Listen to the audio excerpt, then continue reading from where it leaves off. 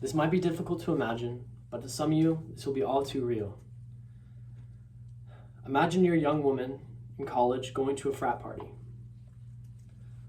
You're 22, finals are over, and you're just trying to have some fun with your friends. So you go to the party, you socialize, you have some drinks, just an overall great night. So when the party starts to die down and you start to feel tired, you go ahead and you crash on the couch. When you're asleep, something starts to feel off and you slowly start to wake up. And when you wake up, you're no longer inside that frat house, but instead you're outside behind a garbage can, completely naked, with a man standing over you. This was the infamous story of Chanel Miller. Chanel Miller was unconsciously raped at a Stanford University frat party by 19-year-old Brock Turner. Under California state law, Brock Turner would be considered a non-violent felon. This story is an example of how serious non-violent felonies can be. And quite frankly, I don't believe people like this deserve to have their gun rights restored. So in this speech, I'm going to tell you about why California Penal Code 29800 should not be amended to allow non-violent felons the right to own guns. First, I will tell you about the significance of this law. Then, I will tell you about the harms that will come if this law is to be amended. Then, I will address the structural and attitudinal barriers my opposition brings up. And lastly, I will tell you why my opponent's solution is flawed. Now, this is a topic that should be significant to you because countless people in California become victims to non-violent felons. This could easily be your mother, your brother, a family member, a friend, or anyone that's loved, or any loved one. So I chose this topic because I find gun control fascinating. When I found out that organizations were trying to rearm nonviolent felons, this obviously intrigued me. This speech gave me the drive to look over more into the world of gun reform. So first, let me tell you about the significance of this law. California Penal Code 29800 states that any felon, whether violent or non-violent, it cannot be in possession of or own a gun. Felonies are actually serious crimes, very serious crimes. There's actually two different types of felonies. There's straight felonies and there's wobbler felonies.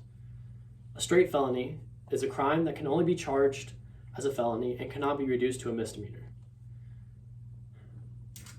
A wobbler felony is a felony that can be charged as a felony or a misdemeanor, and it can be reduced from a felony to a misdemeanor.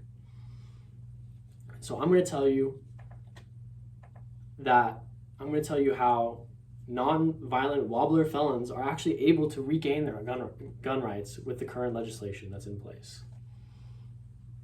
Non-violent wobbler felons can do this two different ways.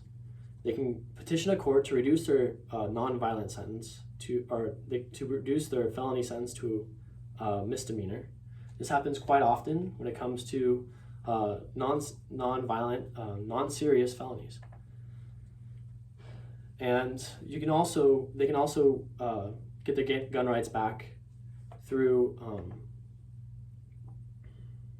getting a certificate of rehabilitation and having that signed by a governor.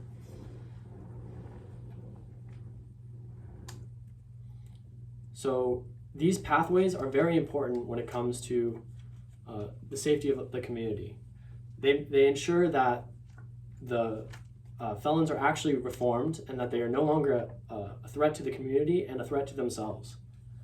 So allowing nonviolent felons to bypass these systems, these checks that we have in place, would actually just encourage them to abuse the system even more. This is like giving your car keys to your kid who just crashed their car. They already proved that they weren't responsible when they were going 80 miles an hour in a 40 mile an hour zone.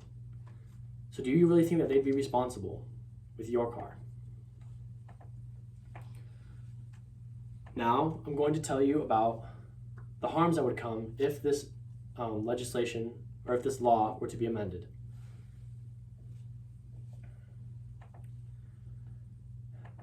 Did you know that nonviolent felons, that felons in general actually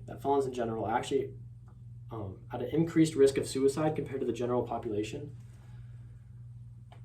Putting guns into the hands of these people felons would essentially be would drastically increase the amount of suicides in the U.S.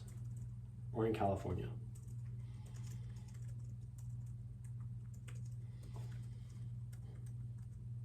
In fact, Professor Stuart Kenner, head of the Justice Health Unit at the University of Melbourne, said, "People released from prison are marked at an increased risk of death, and often due to drug overdose or suicide." So if we put guns in the hands of these nonviolent felons, then we are not only saving the lives of their potential victims, we are also saving the lives of the felons themselves.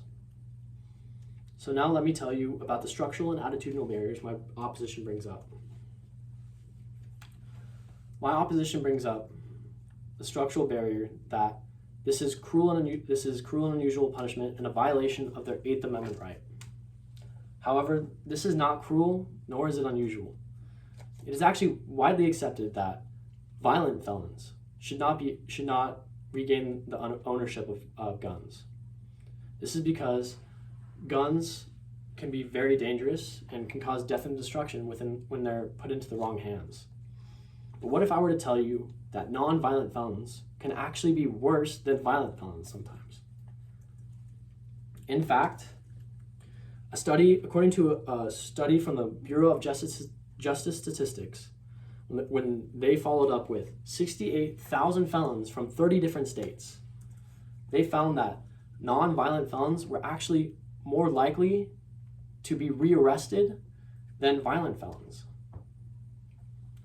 So if we can agree that violent felons shouldn't own guns because they're a threat to the community, then why should these people who are more likely to be rearrested suddenly considered cruel and unusual? It just doesn't make sense. And now I'm going to address the attitudinal barriers that my opposition brings up.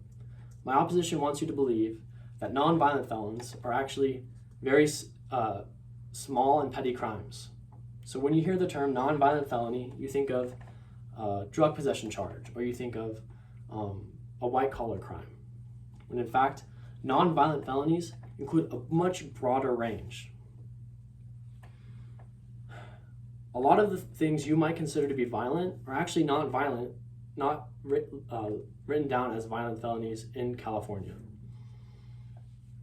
Things like unconscious rape, the rape of an unconscious person, or the assault with caustic chemicals, like throwing acid in someone's face, and even the human trafficking of a child. These are all but a few things that are considered non-violent felonies in California. So if violent felons who commit similar crimes like this are rightfully unable to own guns, then why should these criminals? Now, I will tell you about why my opposition solution is flawed. My opposition solution is flawed because it not only brings up more problems, but it also is fiscally unreasonable. First, I will tell you about how it creates more problems. As I stated before, nonviolent felons, and felons in general, are at an increased risk of death compared to the general population. More often than not, suicide. In fact, 51% of suicides involve the use of a firearm. Now, I don't know about any of you, and I don't know if any of you have experienced suicidal thoughts or known someone who has, but I have a friend who has. And I don't know what my friend would have done if he had a gun with him. But I know for a fact that guns make it easier and faster method of suicide. And that is why they're the preferred method and used 51% of the time. This is a clear example. Now I'll tell you why my opposition solution is not feasible. My opposition solution is not feasible because it's already been tried before. In fact, in 1985, the NRA implemented implemented a law that made it easier for nonviolent felons to obtain guns. This program lasted until 1992 and costed the average taxpayer a total of $22 million just to have the right amount of people and the right amount of things to run this program. This is a clear example of how my opponent's system is flawed and how it is not fiscally reasonable. In this speech, I told you about why California Penal Code 29800 should not be amended to allow nonviolent felons the right to own guns. I told you this by telling you the significance of this law. I told you why it should not, the harms that would come if this law were to be amended, and I addressed the structural and attitudinal barriers that my opposition brings up. And finally, I told you why my opposition solution is unreasonable. This is why we shouldn't let people who rape, attack, and traffic others to obtain firearms, and why nonviolent felonies should be considered serious. So why should you remember this? Because nonviolent felonies can do much more damage and be much more dangerous than they sound. Think about the victims like Chanel Miller and the potential victims like your family members, your loved ones, or your sisters. Guns won't help these people. People will help these people. Thank you.